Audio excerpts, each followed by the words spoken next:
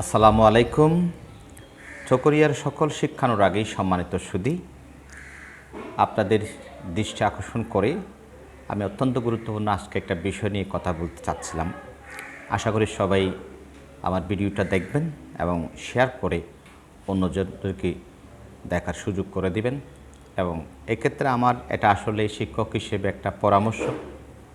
যেহেতু আমি একজন শিক্ষক, একজন শিক্ষার্থীর শুরু থেকে শেষ পর্যন্ত তার সামগ্রিক উন্নয়ন, তার সামগ্রিক তাকে ডেভেলপ করা, এটা একজন শিক্ষকের শিক্ষকতার সার্থকতা আমি তাই মনে করি। সেই হিসেবে আমরা দেখি আমাদের শিক্ষার্থীরা পড়ালেখার পাশাপাশি তারা বিভিন্ন ধরনের কারিকুলাম অ্যাক্টিভিটিস তারা অংশগ্রহণ করে, যেমন খেলাধুলা, বিজ্ঞান মেলা, গণিত অলিম্পিয়াড, বিভিন্ন কুইজ, রচনা প্রতিযোগিতা, অর্থাৎ বিভিন্ন ধরনের বিতর্ক, কবিতা আবৃত্তি, বিভিন্ন প্রতিযোগিতায় তারা অংশগ্রহণ করে।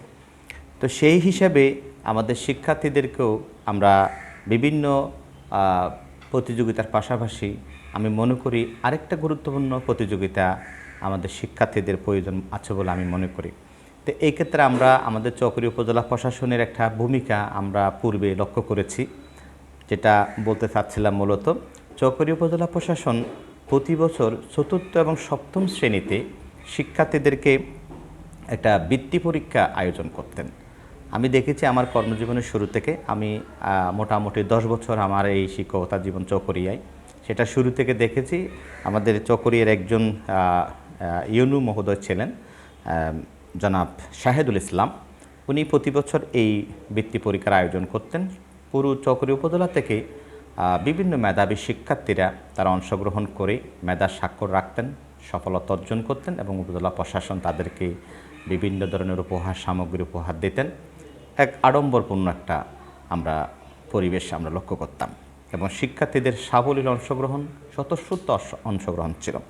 পরবর্তী উনি যাওয়ার পরে আমাদের চকরিয়ার ওনার পরবর্তী শিবলি নোমান, জনাব শিবলি নোমান, উনি একবার আয়োজন করেছিলেন। দেন এটা কোনো কারণে, যে করোনা ভাইরাসের কারণে এটা বন্ধ ছিল। পরবর্তী সব কিছু স্বাভাবিক হওয়ার পরও এই প্রোগ্রামটা আর হয়নি। আর যেহেতু জনাব শাহেদুল ইসলাম সাহেব যাওয়ার পরে যখন শিবলি নোমান এটা করেছিলেন, সেই হিসেবে আমরা আশা করেছিলাম এটা ক্রমান্বয়ে চকরিয়া উপজেলা থেকে এটা অনুষ্ঠিত হবে, করোনা পরবর্তীতে এটা অনুষ্ঠিত হবে, কিন্তু এটা আমরা পরবর্তীতে আর হতে দেখিনি। তো একজন শিক্ষক হিসেবে আমাদের শিক্ষার্থীদেরকে আমরা আরেকটা মেধার যে স্বাক্ষর, যে বৃত্তি পরীক্ষা, এটা আসলেই অত্যন্ত স্বতঃস্ফূর্তভাবে আমাদের শিক্ষার্থীরা অনুসরণ করে। আমরা দেখেছি চকরিয়া বিভিন্ন বেসরকারিভাবে এরকম বৃত্তি পরীক্ষা হয়, সেখানে শিক্ষার্থীদের অনেক দৌড়াদৌড়ি, তাদের অনেক প্রতিযোগিতা অনুসরণ করার যে একটা তাড়া আমরা লক্ষ্য করি। সেটা যদি চকরিয়া উপজেলা প্রশাসন যদি আবার সেই বৃত্তি পরীক্ষার আয়োজনটা করতে পারে, আমার মনে হয় এটা আসলে এটা আমার যে পরামর্শ হতে পারে, কিংবা এটা আলোচনার একটা বিষয় হতে পারে। তবে বর্তমানে যে নতুন কারিকুলামের মধ্যে আমাদের যে পরীক্ষার যে বিষয়টা, এটা আমাদের কারিকুলামের মধ্যে এটা তুলে দেওয়া হয়েছে। যদিও বা এই বছর আমরা এই যে ষান্মাসিক মূল্যায়নের লিখিত পরীক্ষার কিন্তু আমরা প্রতিফলন দেখেছি। এছাড়া শিক্ষণকালীন, তারপরে তাদের প্রায়োগিক সহযোগিতামূলক এবং তার পরিবেশ থেকে শিক্ষার মাধ্যমে সে তার একটু শিক্ষার্থী নিজেকে তৈরি করবে। তার পাশাপাশি এই বৃত্তি পরীক্ষা কিন্তু একজন শিক্ষার্থীর মেধার যে প্রখরতা, এটা কিন্তু অত্যন্ত একটা গুরুত্বপূর্ণ বিষয় বলে আমি মনে করি।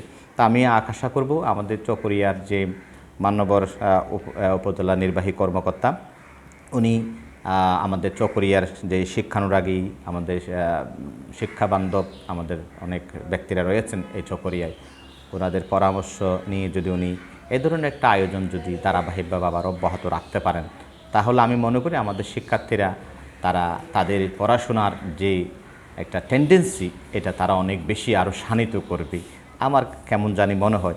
আমি রিকোয়েস্ট করব আমার ভিডিওটা আপনারা শেয়ার করবেন, আমাদের প্রশাসনের যেন দৃষ্টিতে যায়। এবং এটা যদি আসলে কল্যাণমুখী হয়, শিক্ষার্থীদের যদি কল্যাণমুখী হয়, শিক্ষার্থীদের যদি তাদের মেধার যে প্রখরতা যাচাই, তাদের দক্ষতা যাচাই, এসব বিষয় যদি হয়, তাহলে আমরা সেটা একটা সুপরামর্শ হবে বলে আমি মনে করি। সবাই ভালো থাকবেন। আল্লাহ হাফেজ।